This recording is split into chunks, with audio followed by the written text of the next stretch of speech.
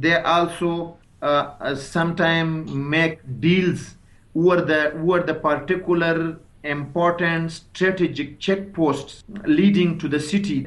One more thing I would like to mention here is very important that when last year Taliban captured the city, only Governor Safi affected, and he ran out of the power, and anybody else, particularly the military part, who should be asked, who should be held accountable for that, nobody asked them.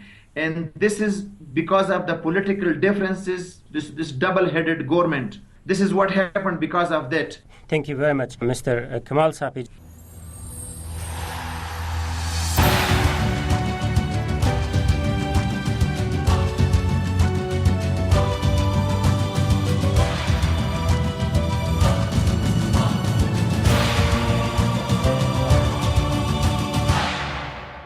Just to recap the debate today in the Majlis Central Asia podcast at Radio Free Europe, Radio Liberty, we are discussing situation in northern Afghan province of Kunduz. Discussing the subject with me are from Afghanistan, Kamal Safi, member of the Afghan Parliament from Kunduz; Mohammed Omar Safi, who is the former governor of Kunduz; Barmak Pajwak, a senior program officer at the United States Institute of Peace; Bruce Pannier, the editor of Kishlak Awazi, Central Asia blog at Radio Free Europe, Radio Liberty.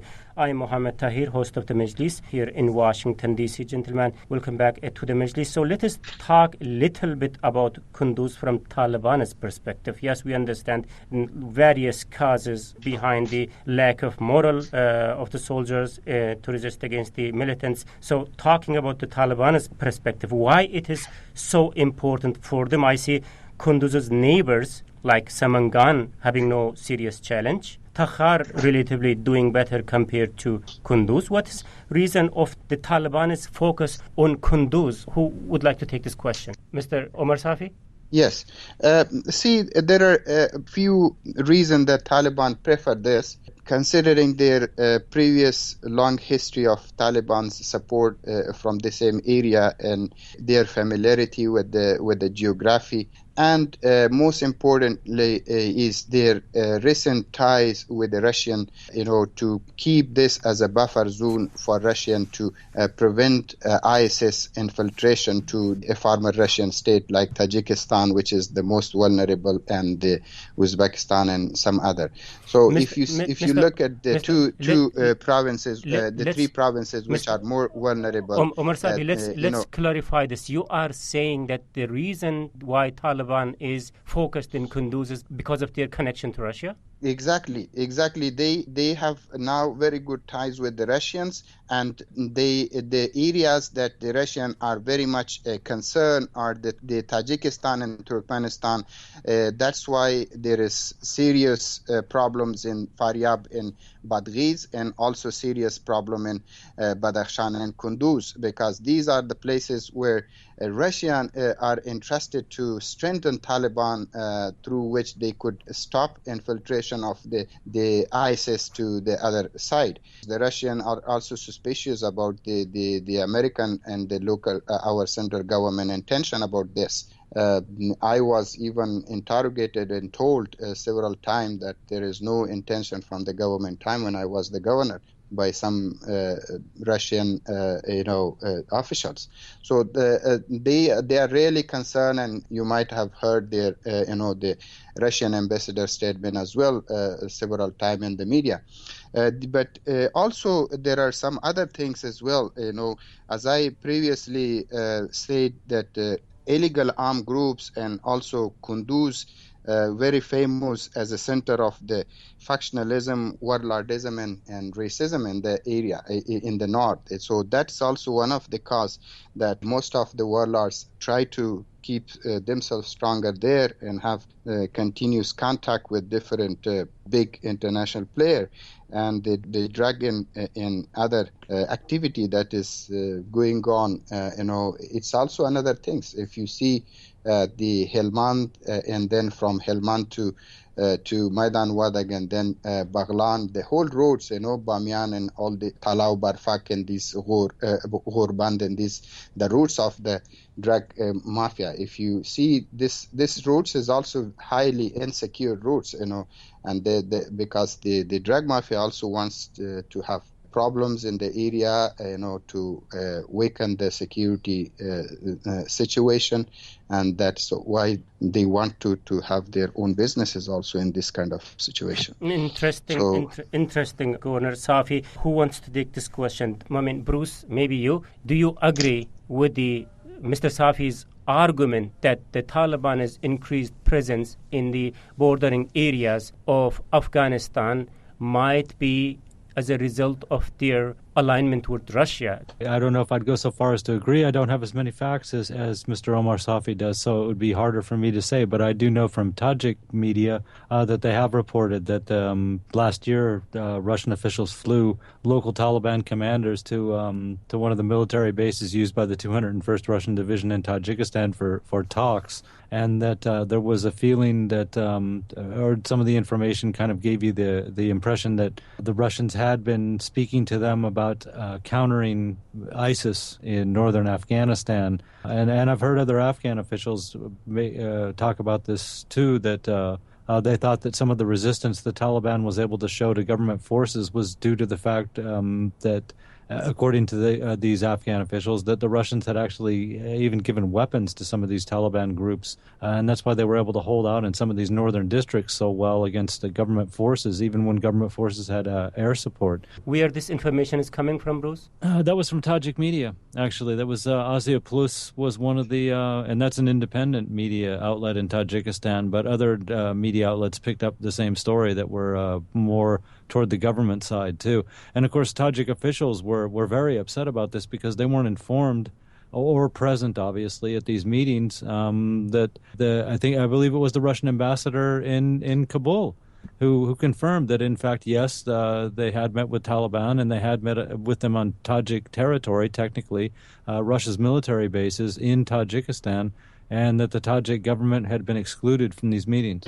Mr. Pajwak, we are talking about some interesting situation here. Like on one hand, in Helmand, for instance, the Taliban is advancing and fighting against the authorities in Kabul. On the other hand, we are hearing this allegation from at least two of our panelists that the Taliban might be in contact or might be even supported by the Russians. What is your take?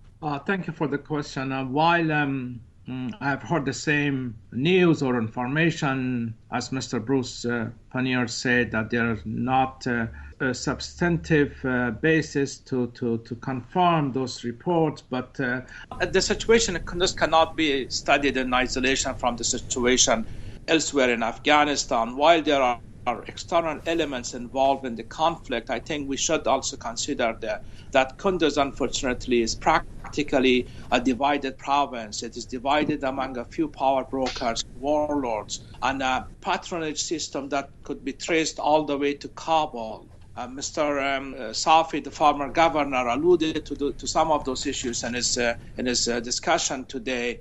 But I think those elements of the conflict in Kunduz, those could be seen as the main drivers of conflict in Kunduz. A crisis of governance in Kunduz happened last year, and that continues to be holding true to this date. I think the lack of coordination that Mr. Safi, the MP, the Member of Parliament, referred to is very, very critical in the fight in Kunduz. The Afghan government hasn't been able to establish a control and command structure for this war in Kunduz that is unified and that is well coordinated among the different security forces of the country. So unfortunately, while there are external elements that we can talk about them, but the main causes for the situation in Kunduz is a crisis of governance and the lack of a coordinated command and control structure. obviously, we were talking about the external elements in the light of why Taliban is so effective and focused to Kunduz, where the Russian connection came up. We are talking about without any very clear evidence of such connection, if it exists. But if Russia is involved in some sort of connection with the Taliban, the enemy of the central government in Afghanistan, why authorities in Kabul are not coming forward in talking about this and reacting to this, Mr. Omar Safi, because this comment come from you initially? Yes, what I believe is, you see, the whole story since almost 10 months, it's whispering amongst the Afghans. Everybody, when they see the local perception is that at this time is that the ISIS are trying very much to go to the border of former Russian states, and they are trying to infiltrate to the Russian former states. What I believe is that Russia never wants to support Taliban in a level to collapse the Afghan. This is the existing, I think, stand of the Russians, I believe, just to keep everything in a surviving mode, which could be a kind of very good buffer zone. When I was in Kunduz, I saw that there was very prominent member of Taliban who just announced their alliance with the ISIS, were immediately removed from their post.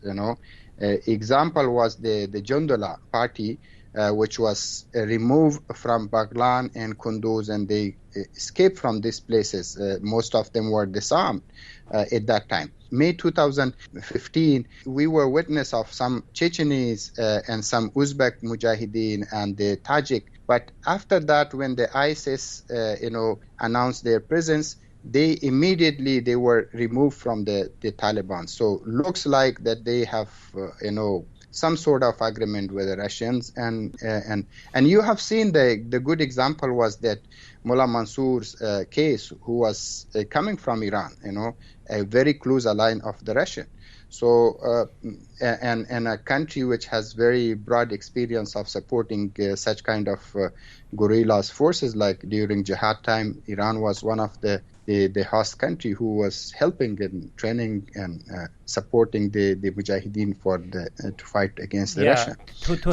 They have experience. They might do this time for the Russia. I mean, Mr. Omar Saab, it still looks like just your opinion without any substantial evidence of this connection. But my confusion here is, if there is an existing connection between Taliban and Russia, how to explain the evil situation of Afghan government, why they are not coming up openly reacting against this?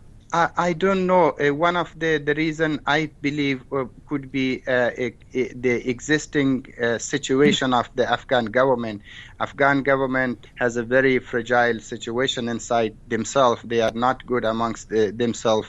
Political issues, problems amongst their self, and also they have a very active situation with the Pakistans right now, and they may not want to have problem with the Russian and Iran as well, because anything they would say, they have to say with both, because in Helmand also in most cases they have seen Iranian mines and Iranian bombs with the Taliban.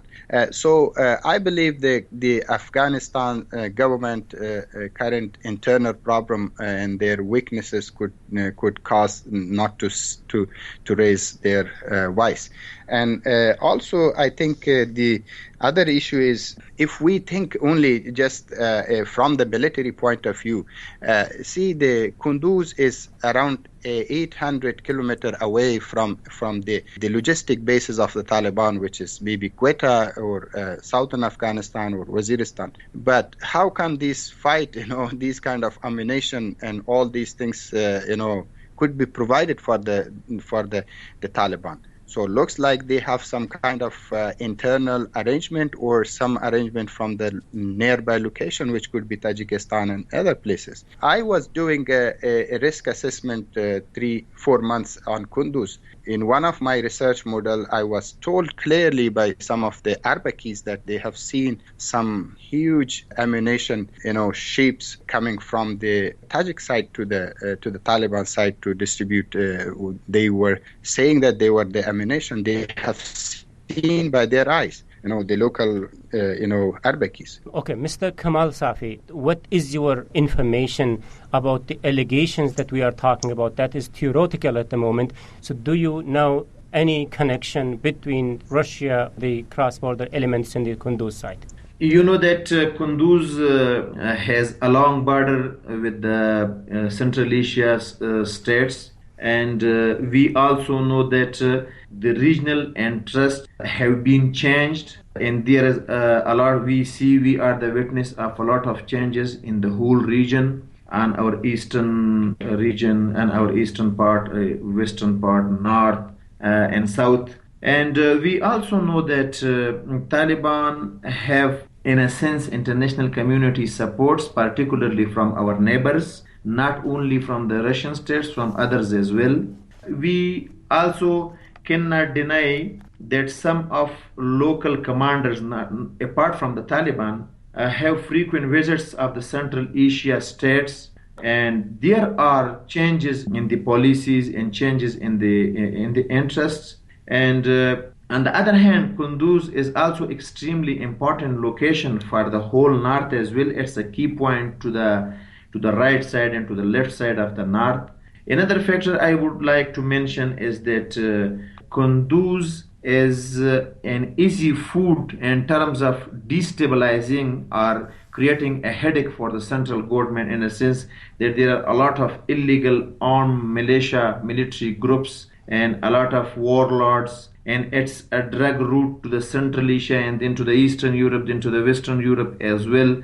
Kunduz is known as small Afghanistan, in a sense that all tribes who live in Afghanistan live in Kunduz as well, from the all small tribes, big tribes. So these are the factors causing easily and quickly destabilization are affecting the peace. So that's why I think Taliban has preferred Kunduz. Well, thank you, Mr. Kamal Safi, member of the Afghan Parliament, for your insightful comments.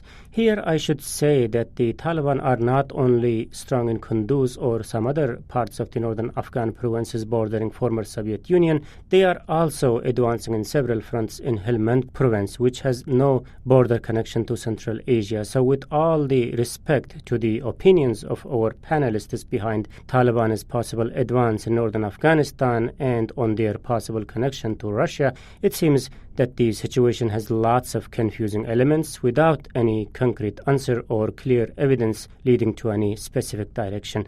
With this, I think it is time to end our debate. Thank you very much, Mr. Kamal Safi, Member of Parliament from Kunduz, for taking time to be part of our discussion today, despite all the unpleasant developments surrounding your hometown of Kunduz. Also, big thanks goes to Mohammed Omar Safi, former governor of Kunduz, Barmak Pejwak, the senior program officer at the United States Institute of Peace, Bruce Pannier, the editor of Kishlak Awazi, Central Asia blog at Radio Free Europe, Radio Liberty. Thank you, gentlemen, for your participation in today's show. Thank you. Thank you. And that's it from me, Mohammed Tahir, host of the Majlis Central Asia podcast at Radio Free Europe, Radio Liberty. Until next week, bye-bye.